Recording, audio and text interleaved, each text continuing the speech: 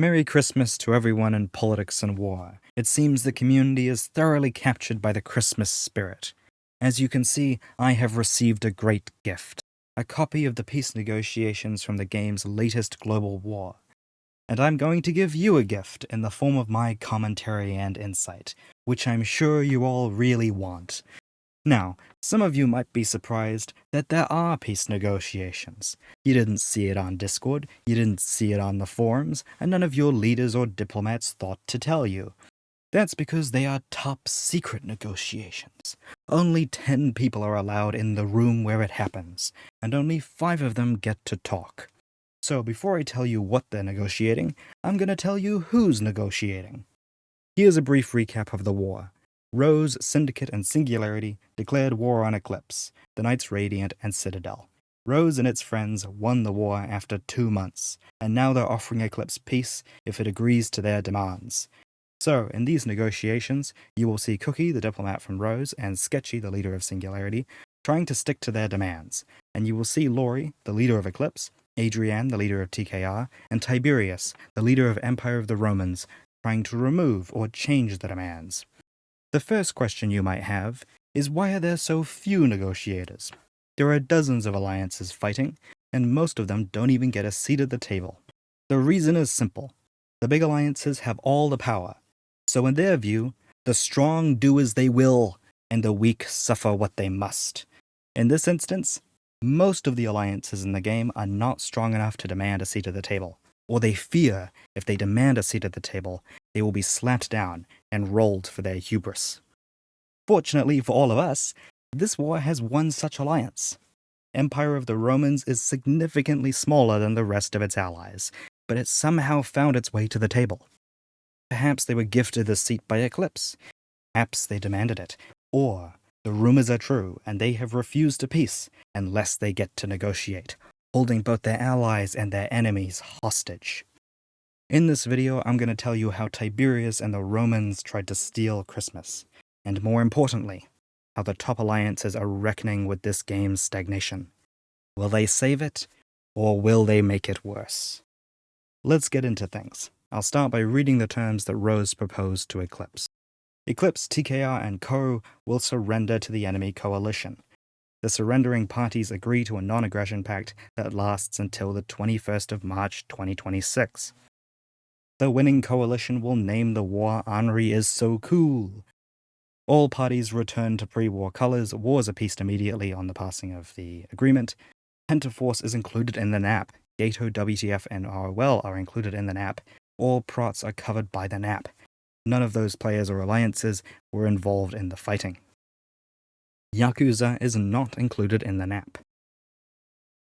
And now we get to the fun part. Not the meme terms, which I'm sure they put a lot of effort into, but no, the details of the non-aggression pact. These are a bunch of interesting sub-clauses. I am responsible for maybe 80% of them.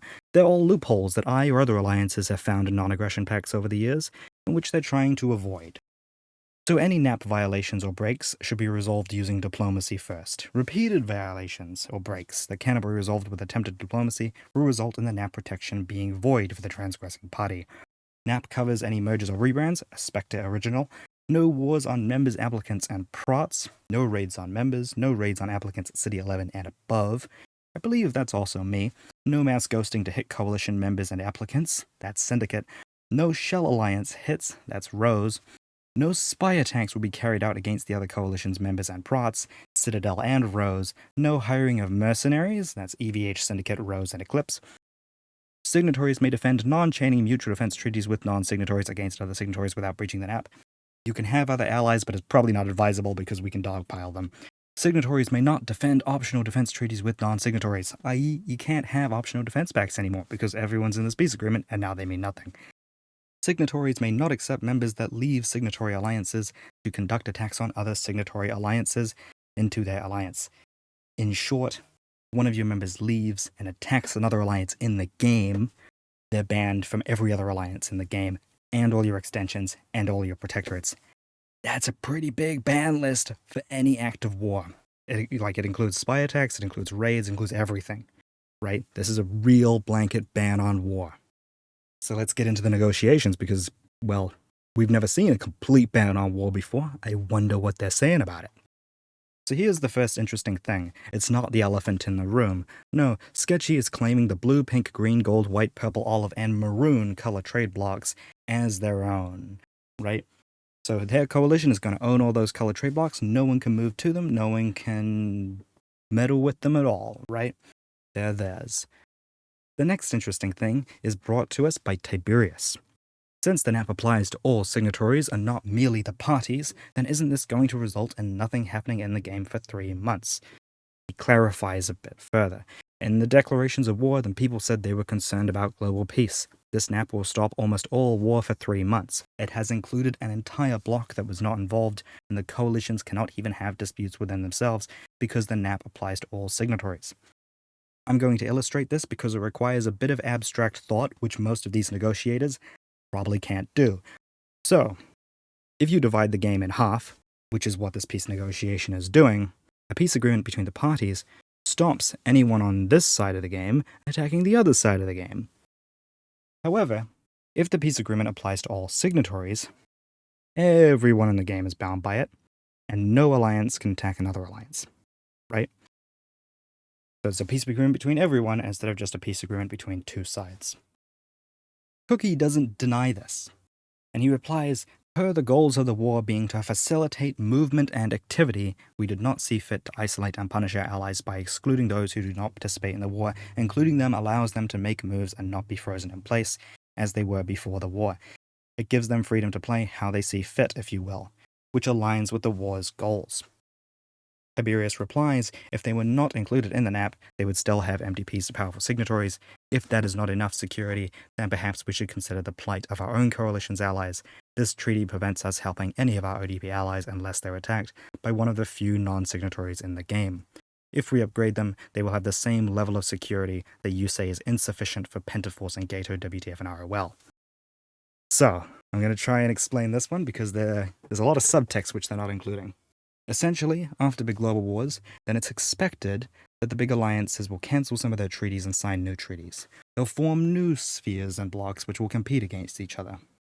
However, a bunch of Rose's allies, Pentaforce, were not involved in the war, and Rose fears that if they cancel their treaties with Rose after the war, then Eclipse will target them. Yeah, they'll be vengeful. And understandably so. So Rose is just trying to protect them. It's a pretty reasonable request. Unfortunately, it sets a pretty bad precedent.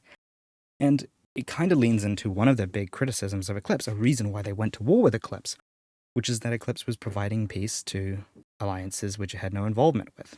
Eclipse was supporting peace throughout the entire game. Well, that seems to be what Rose is doing now. And Tiberius is replying, okay, well, if Pentaforce is going to be included in the NAP, fine. Our allies should be included in the NAP as well, so they too can cancel us and find new allies. And Cookie is refusing. Right? He's saying, no, we're not going to do that. They repeat themselves a few more times, and then if you scroll down, you find this pretty innocuous comment from Sketchy. He's figured it out. This doesn't seem like much, but essentially he's saying might makes right.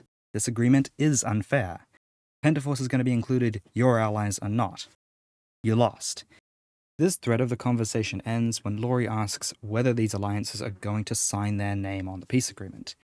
Cookie says that they will and that they have requested this. This is actually a quite clever move from Laurie. Essentially, if these alliances had been included in the Non-Aggression Pact, but they had not signed it, then they could go, oh, well, we have to. Reluctantly, we're agreeing to this highly controversial peace agreement. But if they sign it, they can't really do that, and they have to face the backlash from their members. Most average members in this game probably don't want a giant global peace agreement and for any attack on another nation to immediately result in their ban from the top 50 and the game in general. This is something that will come up quite a few times in this negotiation. Now, Adrienne discusses a bunch of stuff, but I'm actually going to circle back to that because I want to continue with this discussion of Pentaforce, so it's coherent. So Laurie picks up where Tiberius left off with his own critique. He's saying, you guys want a blanket non-aggression pact alongside adding all of these other people to the non-aggression pact. This becomes one big global non-aggression pact which many of you disliked, no? That some of you blamed Eclipse for. What he's saying here is you've attacked me for doing this exact same thing, and now you're doing it in the war against me, right? You're hypocrites. Sketchy then replied, I can't speak to anyone else, but that was not my criticism. Do you have an objection to the actual term, or are you just whining? Laurie states, it is an objection. And so Sketchy states, so your concern is that you won't have the latitude to roll Penta or Gato in the next 3 months. I would think that wouldn't really be in the plans anyway. So, yeah, he's just calling them out and he's saying the only reason that you wouldn't want Pentaforce in the non-aggression pact is because you want to target them. Hard to say, right? Laurie has not historically been against long non-aggression pacts, so it makes sense that if he's voicing his concern, yeah, maybe he is planning to do something. However, yeah, this is definitely an odd one because, yeah, Sketchy, this is against Sketchy's principles. He should be against this giant non-aggression pact. Laurie says no, that is not his intention, and that his primary concern is that the general player base, the public, will give them a lot of criticism for this. Sketchy replies, who is everyone? Who is this public? Who is going to shout out and say that this agreement is wrong? Laurie replied, well, you saw the public outburst the last time someone made an agreement like this. Correct me if I'm wrong. Is this something Singularity, for example, would be happy with? He's asking Sketchy whether his members will support his decisions. Sketchy replied, I am on record stating many times I don't consider naps the problem. We had no naps in the game for quite a while prior to this war, and we were at peace for longer than 3 months. Laurie replied, that's true. More of a reason that this is not needed. The reason he's saying this is because Singularity is actually a paperless alliance. It doesn't believe it needs treaties to be able to declare war or defend other alliances. It doesn't make sense that you would need a giant non-aggression pact to prevent people going to war. If everyone's for it, surely they all need some time at peace. And Sketchy doesn't really confront that argument. He doesn't confront the fact that this peace agreement is against the principles of his alliance. Instead, he says, all right, well, first things first, you can win the war. Might makes right. You lost the war, so you have to agree to our demands. Simply put, the nature of our coalition meant many people had individual requests for terms, and I have no personal stake in, for example, these other alliances being in the peace terms. But alas, it was requested, and there it is. I don't see the issue. So another perspective on this is you could say that Singularity might oppose these terms itself, or dislike them, or not care about them. That they're just acting selfishly, entirely in their own self-interest. Then Laurie replies, just for the record, we don't have any issue with most of your terms. We do think they're reasonable. And this is just one concern. Here I think he's just trying to be conciliatory. He knows that he probably will have to agree to this demand, so he doesn't want to seem too obtuse. Sketchy replied, given the entirety of the game almost is in the war, I don't really see an issue with there being a 3 months peace here. It's not comparable to the 6-7 months of peace we had prior to this, nor some of the non-aggression pacts that were signed between majors under different circumstances. And you can always attack Pentaforce in 3 months. Like Pentaforce and Gato. So Sketchy's being a bit misleading here, I think. Because this is a radically stronger non-aggression pact than any non-aggression pact we've seen in the past. But, yes, sir, it is what it is. The conversation does not end there, though. After a while, Laurie comes back and comes up with a new idea. He says, Cookie, that's fair. Can we meet in the middle ground? At the very least, a non-blanket nap to make this less of a global nap than necessary. We'd be happy to finish things up and get things started. So what he's saying here is make it the parties, not the signatories, right? No one on your side should attack Pentaforce, but give them the option. Sketchy replies no. Laurie, so no meeting in the middle. Just straight up accepting all the terms thrown at us without any discussion. Cookie, respectfully, we simply do not have a desire to open the door on this one. As you said, our terms were fair and we brought them with no haggling in mind. So yes, they're going to impose the terms with no significant changes. They're only going to change definitions. Sketchy, I've never been on the losing side to Eclipse since skill issue, but the prevailing thing I've heard from people who have is when the shoe is on the other foot, you aren't exactly interested in negotiating yourself. This is quite interesting, because I've heard from people on both sides of this war that say that Eclipse never actually planned to negotiate at all, and that the only reason they did negotiate is because Adrian and Tiberius raised some points. I don't know if that's true. It doesn't seem like that's borne out entirely in these negotiations. But who knows? Laurie then replied, "We've dropped a term or two or made changes to terms previously when there's been discussions from our past peace talks, but either way, if there was no chance of negotiating from the start, then shrug. And what do you mean by leaving your allies open? It would be a non-blanket nap. Out of curiosity, who would you leave them open to?" And here they just kind of argue a bit. But Laurie's criticism is actually really interesting. And if Eclipse could last a few more weeks, I think they would actually object to this term in an effort to try and split the coalition or create tensions between Rose and the Syndicate. And I'll explain why. So, Rose obviously wants to protect its former allies, UPN and the rest. However, Syndicate, their partner in this war, and Event Horizon, another partner in this war, have no interest in helping Pentaforce. So if this is going to drag out, and also after wars, then there's also this expectation that the big alliances will sort of change their alliances and fight against each other.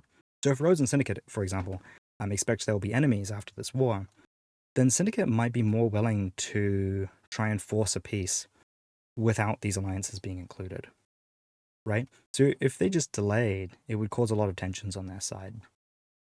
And Laurie is, I guess, implying that he knows this. So perhaps it's leverage for something else they want to negotiate later. Now I'm going to come back around to Adrienne's post. So it's pretty long, but she actually only makes 2 points, but they're 2 very good points. So the first point is that Pentaforce did not fight the war. It makes sense that they would be included in the Non-Aggression Pact, even though it's unprecedented. But how much are they involved? Are they bound by all of the terms? Some of the terms? Are there protectorates included in the Non-Aggression Pact? It's unclear. And, more importantly, is the Non-Aggression Pact 2-way or 1-way? So, the Knights Radiant cannot attack UPN, but can UPN still attack the Knights Radiant? If they can, that's going to put Eclipse and TKR on edge for the next 3 months. Cookie replied pretty quick that they're going to be bound by all of the terms. At least this is how I read his message. Further down, Adrienne and Tiberius join forces to critique the logistics of some of the terms. So repeated NAP violations or breaks will result in the NAP protection being void for the transgressing party. We would like to explore the NAP in a more technical detail. This should be further defined, no? For example, 3 spy attacks shouldn't be justification to roll an entire alliance. Perhaps 1 or more violations totaling more than a specific amount of damage voids the NAP for the transgressor. Alternatively, violations of the NAP should be treated proportionately, eye for an eye or dollar for dollar, rather than voiding the NAP entirely. This is a very important point because recently, or I think in the last 6 months, they've been at war for quite a while, Spectre declared war on the Golden Horde for a few spy attacks. So, for something pretty trivial, in terms of damage done, the spy attacks probably only destroyed about 6 million. The average new player raids that in a single war. So it is such a trivial amount of money.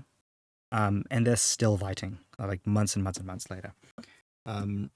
This could have also resolved the Camelot War, potentially, if it was an eye for an eye or dollar for dollar. Because Camelot got hit, lost all of its stuff, and then fought back and dealt that and a bit more. So it depends on how you would define proportionality. But this would be a pretty good adjustment to a non-aggression pact. So Cookie replies off the cuff. He says, "This seems appropriate to leave to the party who was a victim to the NAP breach. It's not my place to dictate their actions. Setting an eye for an eye guidelines makes breaking the NAP more accessible, which is not something we're interested in. Diplomacy should most definitely be the primary way to resolve NAP violations. Only if the transgressing party doesn't intend to resolve their misdeeds should this matter." This is a really funny post because it completely legitimizes Camelot's actions earlier in the year. Right? Camelot's claim was that the NAP was broken against them. They were the defenders. And they responded in kind. Also, this post is half meaningless. And what I mean by that is, Tiberius is saying, well, if a NAP violation happens, we should do this. And Cookie is saying, no one's going to break a non-aggression pact, so why should we care about it? Right? This will only matter if someone breaks it and no one's going to break it. Why would criminals do crime? It's against the law. That sort of attitude. Tiberius then criticized the rating restrictions. So, any attack on a City 11 or above gets someone banned from the top 50. That doesn't make a ton of sense when on day one of the game, you could, in theory, buy up to City 20. So it's not possible to raid that many people in the game under this treaty. Cookie and Sketchy basically say no, you can only raid City 10 applicants and down. The next technicality he mentions is the nation ban. Signatories may not accept members that leave signatory alliances to conduct attacks on other signatory alliances into their alliance, nor protects them from retaliatory attacks through protectorates or extensions for the duration of the NAP. He says this will be really difficult to enforce, especially for protectorates with small governments. The only reasonable way to do it would be to create a registry of nations that have left their alliance and attacked another signatory. The alliance being attacked can be responsible for submitting the nation ID to the registry, and then signatories only need to check whether new members are on the registry before accepting or denying them. Without a registry, this term would place an unfair burden on every signatory and make us all likely to breach the non-aggression pact. If this all sounds unreasonable, like we're running the risk of banning players from every major alliance over a single frustrated war, then perhaps this term should be re-examined. Now, logistically, he's correct. This is the only way to do it. Because, for example, if they don't do this, and a nation leaves your alliance, attacks another signatory, and then joins another alliance that's also a signatory, whoever they join now has a CB against them. That's a justification for war. They broke the non-aggression pact. They've broken the agreement. So this is going to result in a huge mess. And Vex, who is also a member of Rose, dismisses it. They say this will be resolved through diplomacy. The alliances involved can continue attacking, but no one's going to care. I really doubt this. He says, don't sweat it. I really doubt this. Rose loves its technicalities. I have a funny feeling they will create a registry, and Eclipse will not. And then they will use that against Eclipse later. But anyway, Tiberius continues on, which takes me to my next point, where I was going with this. There has been a lot of debate over what the standard of evidence should be for voiding a NAP. Spectre wanted screen recordings from TGH to prove that they didn't commit espionage on a now-deleted nation on a now-dropped prot. Rose wanted a bunch of things from Camelot, but historically, people only needed screenshots. Perhaps this should be discussed so that alliances acting defensively aren't tricked into breaking the NAP and then told their evidence is insufficient. We follow up on this as well as with a hypothetical. What is to stop SBC from deciding to accuse Rome of spy ops, providing no screenshots, sending a message to one member of my government asking about it, and then waiting 1 hour before deciding to roll my alliance, and then claim I violated the NAP and that they tried to conduct diplomacy? What prevents that situation from occurring here when the diplomacy language in this text is weaker than the language I negotiated with EVH, TGH, SBC, and Co.? This is a very, very good argument. The standard of evidence this year has completely gone out the window.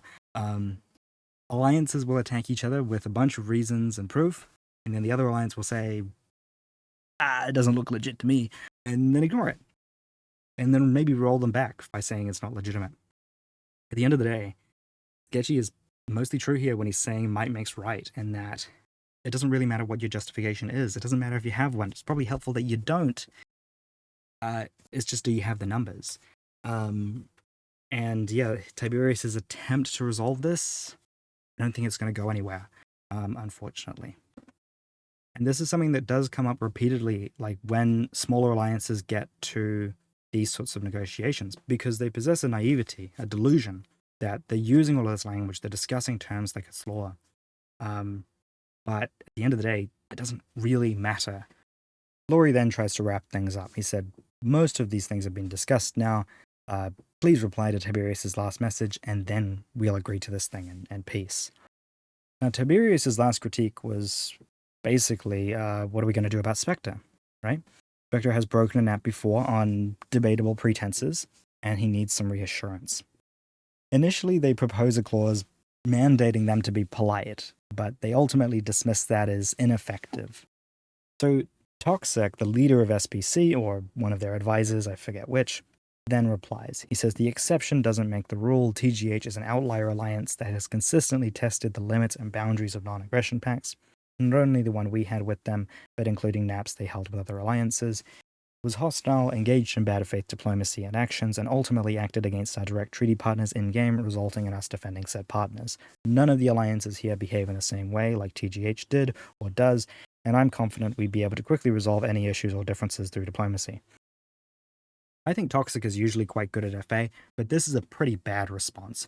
So he's saying TGH is exceptional, but we've had lots of exceptional cases this year. My suspicion is that he wants to leave the loophole open, and he just doesn't want to do anything about this.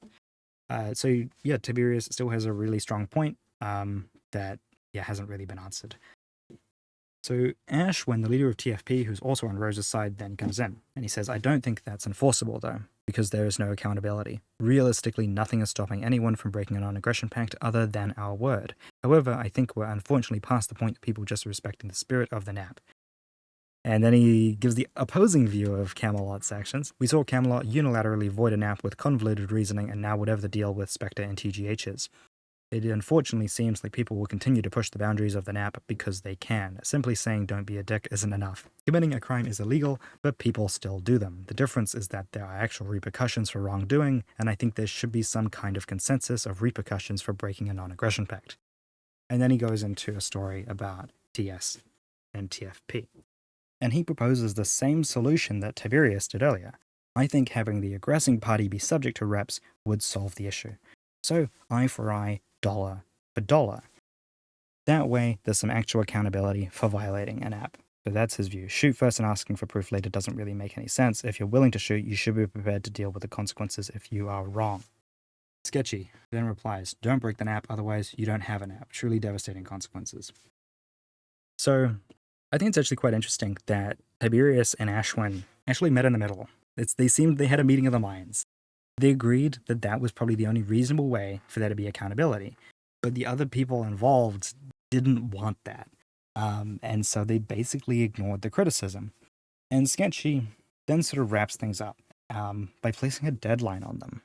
So he says, all right, so given things seem to have trailed off without any sort of resolution, I guess I'll push this thing back on track.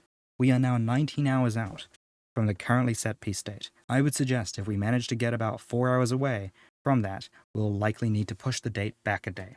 It seems to me right now that the primary disagreement here is between Spectre and Romans, and that's the sticking point. Tiberius did suggest he had other follow-ups besides that, so it's possible there are other things that need sorting, but it doesn't seem that point has reached a resolution yet.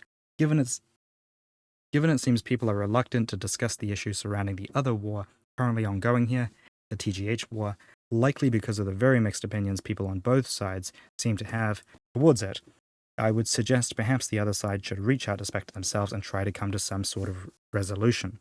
Tiberius has made it clear that he's not consenting to the peace agreement as it stands without his issues resolved, and it is untenable for our side to agree to a peace agreement that doesn't include Romans. We aren't interested in being nuked during the peace cycle naturally. Also, it may have gotten lost in the source, but I missed it. But an explicit agreement to all the terms of the peace agreement from the other side would be helpful.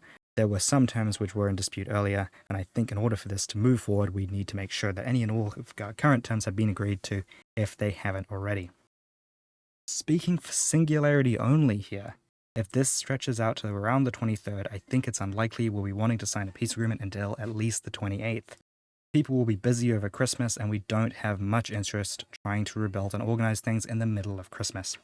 What he's saying here is that immediately after the end of the global war, then all of the alliances try to rebuild immediately to get an economic advantage over the others, because they're only going to have like 3 to 6 months peace. So you want to just start immediately. However, if the peace agreement ends on like the 25th, it's just a question of who has fewer Christians. And I have a funny feeling that Sketchy has quite a few Christians. And there are other alliances like Eclipse, which probably don't celebrate Christmas all that much, and they will immediately rebuild with no other issue. Wow, that is a lot of words. So to summarize this word wall really, really quickly, he's essentially agreeing with Ashwin and saying that what they could do is create a sort of tribunal and a standard of evidence which that tribunal could judge disputes on. This isn't too surprising for Tiberius. He's actually been going around the game as sort of a mediator and resolving wars that he wasn't really involved in. This is an interesting case of ideological overlap. So there are actually ideologies in politics and war, or loose camps, which you could call ideologies or political leanings. And Tiberius and Ashwin are actually very closely aligned on it, even though they're not closely aligned in game, and they probably wouldn't work together as allies. So yeah, this is actually quite funny. Essentially, they both believe in international law and institutions in politics and war. So tribunals, uh, international organizations, treaties binding lots and lots of players, and universal standards rather than voluntary standards. That's my basic understanding. There might be some nuances there between them, but that is sort of a lot of this message. So Laurie then comes back and says that he wants this agreement to get done tonight. Sketchy replies, "Is Tiberius on board?" And Laurie says that he will try and figure it out. I actually don't know if Tiberius has signed on to the NAP. I sort of only have these negotiations and a bit of insight from other people. But the fact that he hasn't immediately agreed does seem like there is some tension within Eclipse Sphere. Now, while I was finishing up this video, I have heard some news. So, in the peace negotiation group chat or server or wherever else, then Tyrion, the leader of the Immortals, who is also on Eclipse's side, said, "Cookie, please remove the speaking permissions for Tiberius and add me, as he no longer speaks for our coalition." And Cookie did that. And so Tyrion replied, "Thank you, Cookie. We'll continue in DMs with you to get this piece and wrapped up ASAP without Rome, if that works for you. We appreciate the patience as we appreciate your patience as we work through this." And Cookie replied, "Sure, we can continue that or speak here as it won't get diverted anymore." So from what I can gather, it does seem really likely that Tiberius is going to be excluded from the peace. Or if he is included, it is reluctantly, since his questions were mostly ignored. So I've given you some insight and some commentary on these negotiations. I should probably have some sort of conclusion, a moral to this story.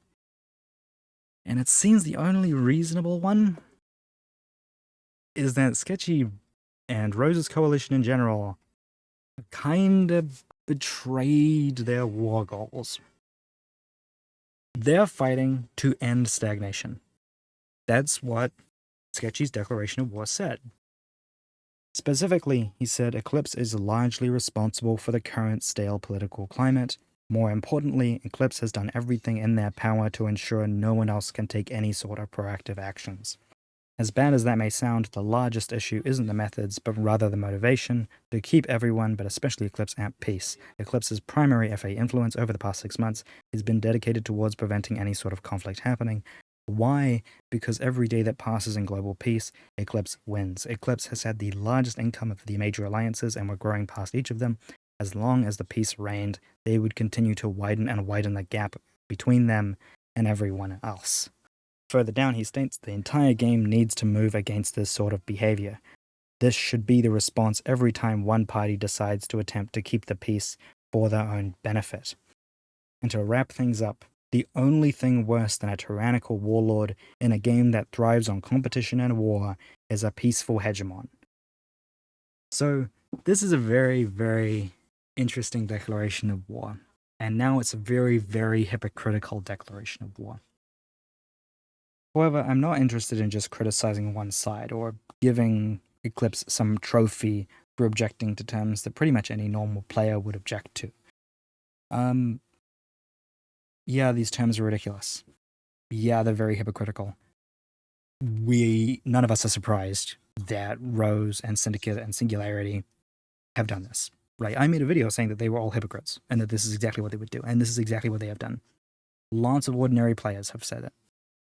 What I want to leave you with instead is hopefully they will break up their spheres and put into practice what they have been preaching to create a more conflicted and interesting game. I kind of doubt it, but at this point, I don't think there are that many players with power capable or interested in making change.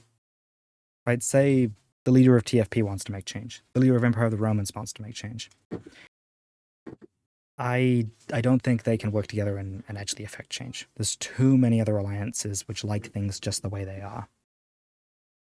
So, yeah, maybe the lower tier will try and keep politics interesting.